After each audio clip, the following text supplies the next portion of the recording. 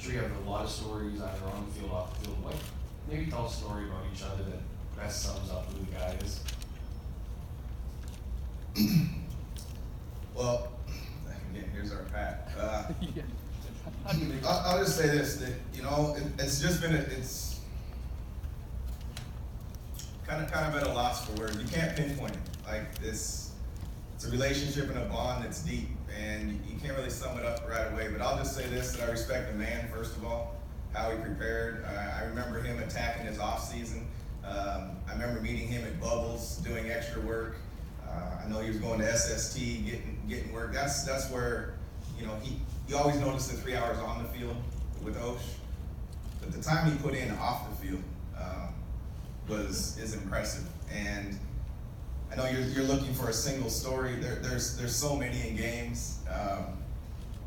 I will just say that there's, you know, one time that I'll tell you this, that we were in Montreal and we were studying film together, you know, tirelessly, oftentimes together, sometimes separate, but he was always, I will say this, he always watched a little bit more film, but he's just as dedicated to special teams.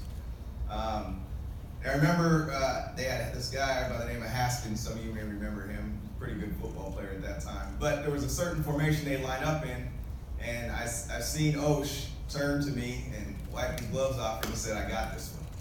I'm going to get this one." Because he understood what was happening and where it was going to go. And that just stood out to me, that the preparation, the time he put in, it will show up on game day. And that's just a small sample there of one example of an O'Shea story for you. So hopefully that's good enough for you. Mike?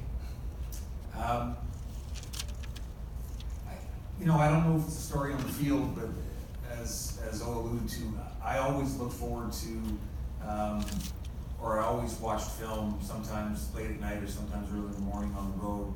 And I think what I looked forward to the most was hearing that door open when I'm laying on the floor, or I pulled the couch in from the hotel lobby or whatever, and I hear that door creep open, and it was Steiny.